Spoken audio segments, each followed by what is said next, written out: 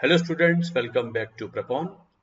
आज डिस्कस करते हैं यूएई फ्लड्स के बारे में, या जो दुबई में बेनतहा बारिश हुई है उसके बारे में बात करते हैं।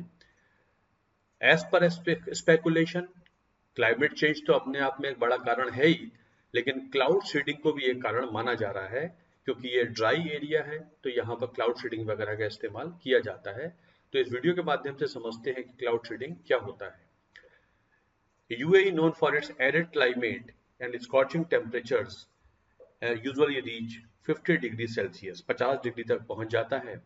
The region accustomed to minimal rainfall was ill prepared for this deluge. ये जो बारिश ज़्यादा हो गई इसके लिए वहाँ के सिस्टम ऐसे नहीं बने हुए हैं, जो ड्रेनेज सिस्टम इस तरीके का नहीं है कि इसको वो बर्दाश्त कर ले।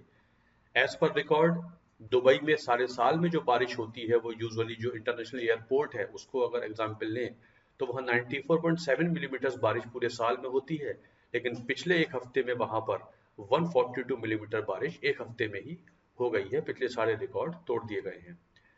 क्लाउड सीडिंग, इस फिनोमेना को समझते हैं। 75 साल में हैवीएस्ट रेनफॉल हुआ है दुबई में, और जो डेटा है उसके अनुसार 1949 में जो प्रेसिपिटेशन हुआ था उसको भी ये पार कर चुकी है।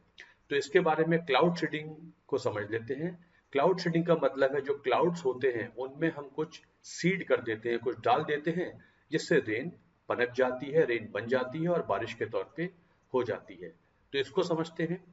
What is cloud seeding? Cloud seeding is a weather modification technique. सबसे important point, जो weather है उसको modify करते हैं external agents की मदद से to enhance precipitation. It involves dispersing substances. कुछ substances होते हैं जो clouds में डाले जाते हैं, clouds में saturation आता है, सारी droplets coalesce होती हैं, heavy होती हैं और downpour की तरह या बारिश के तौर पे गिर जाती हैं।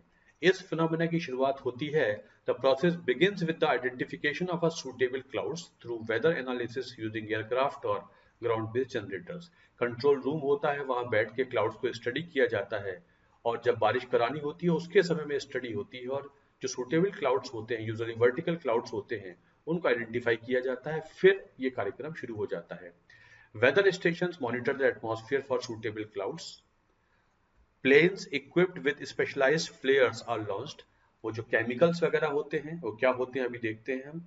उनको लेके प्लेन्स उड़ते हैं, जाते हैं, क्लाउड्स के पास जाते हैं, क्लाउड्स की तरफ जाते हैं, और वो जो केमिकल्स होते हैं उनको ये रिलीज कर देते हैं क्लाउड्स में।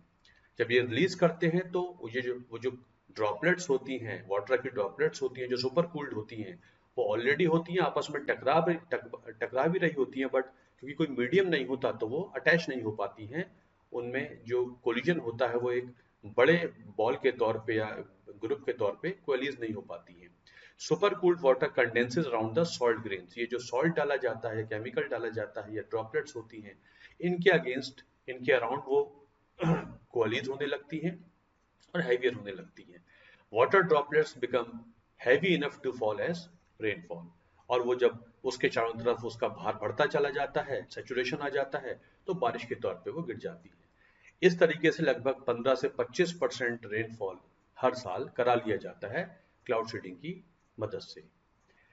सीडिंग एजेंट्स कौन होते हैं? जैसे कि सिल्वर आयोडाइड सबसे ज्यादा प्रेफर किया जाता है, या पोटेशियम आयोडाइड ले लेते हैं, सोडियम क्लोराइड भी ले लेते हैं, या जो सॉलिड कार्बन डाइऑक्साइड होती है, ड्राई आइस, इसकी मदद भी ली जाती है। These are released into the targeted clouds. These seeding particles facilitate the formation of larger water droplets, thereby augmenting rainfall. अब प्लेन जाता है, इनको सॉल्ट्स को लेके वहां डिस्पर्स कर देता है। सिल्वर आयोडाइड मॉलिक्यूल जो होता है, इसका जो स्ट्रक्चर होता है वो बिल्कुल वाटर जैसा होता है, स्नोफ्लेक जैसा होता है। Silver iodide resembles the shape of ice, ice जैसा होता है, तो उसमें एफिनिटी आसानी से हो जाती है। Water vapour collects on the silver iodide nuclei. एक ये इस तरीके से पार्टिकल होगा और ये वाटर ड्रॉपलेट्स उसकी तरफ आती चली जाएंगी और ये कोएलिट होती चली जाएंगी। इस तरीके से the vapour freezes and heavy ice crystals are form. Vapour जितनी भी ये ड्रॉपलेट्स हैं, ये एक के ऊपर एक लगती चली जाएंगी और एक आइस क्रिस्टल की फॉर्मेशन हो जाएगी। The ice crystals fall to the ground as snow और रेन्स। इस तरीके से बारिश हो जाती है। अब इसका बेनिफिट भी हो सकता है कि ये जो ड्राउट स्ट्रिकन एरियाज होते हैं वहाँ बारिश कराई जा सकती है, एग्रीकल्चर को सपोर्ट कर सकता है, पावर जनरेशन हाइड्रो इलेक्ट्रिसिटी में इस्तेमाल हो सकता है, एयर पॉल्यूशन को टैकल कर सकता है। दिल्ली में यूजुअली हम सुनते हैं जब जाड़ों में बहुत ज़्यादा पॉल्यूशन होता है, तो इस तरीके से एयर को जो पॉल्यूशन है उसको क्लीन करने के लिए वहाँ पर ये हवाई जहाज से पानी या बरसाया जा सकता है ताकि क्लीन हो जाए एयर। ये आर्टिफिशियल रेन क्रिएट की जा सकती है। Countries including Thailand, China, Israel, even India have cloud seeding projects. बहुत सारे देश से करते भी हैं।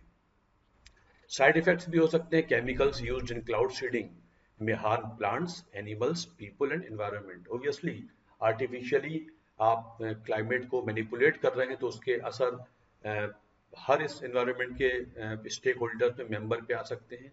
रेनफॉल फॉलोइंग क्लाउड सीडिंग में contain residual seeding agents considered toxic such as silver iodide, जो टॉक्सिक माने जाते हैं।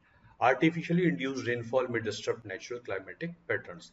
इसलिए बहुत ज़्यादा इस्तेमाल नहीं होता, लेकिन बहुत बुरे हालातों में इसका इस्तेमाल किया जा सकता है। अगर ये बहुत ज़्यादा इस्तेमाल होता तो कहीं पे भी अकाल की स्थिति, फेमिन की स्थिति या ड्राउट की स्थिति आती ही नहीं, और वाइल्ड फायर्स वगैरह जो होती हैं उनको भी इससे बुझाया जा सकता है। तो ये बहुत ज़्यादा कारगर मेथड नहीं होता है।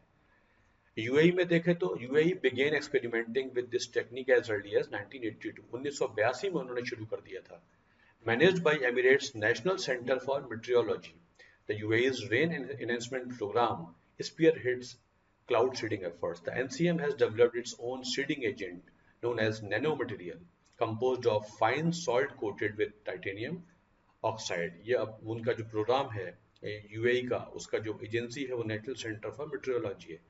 This material is currently undergoing trials to evaluate its effectiveness in enhancing precipitation. So this NCM has developed its own seeding agent known as nanomaterial, composed of fine salt coated with titanium oxide. While cloud seeding offers a potential solution to water scarcity in the region, meddling with the natural process could lead to unforeseen ecological impacts. Obviously, जैसे हमने पहले discuss किया, इस manipulation से ecological disturbances हो सकते हैं। So this is about the cloud seeding, जिससे बहुत ज़्यादा बारिश हुई है। ये एक कारण माना जा सकता है, यही कारण है, हम नहीं कह सकते हैं। वहाँ का ड्रेनेज सिस्टम है वो भी इतना परिपक्व नहीं है, इतना स्ट्रांग नहीं है जो इतनी बारिश को झेल सकता था। तो वो भी वजह है कि घरों में, एयरपोर्ट्स में और मॉल्स वगैरह में पानी काफ़ी घुस गया है। दोपहर के समय में वहाँ पर अंधेरा छा गया, as per various news reports. वहाँ पर दोपहर में अंधेरा सा छा गया और वहाँ क्षति भी हुई है। So this is about cloud seeding. Hope you enjoyed this video. Thank you.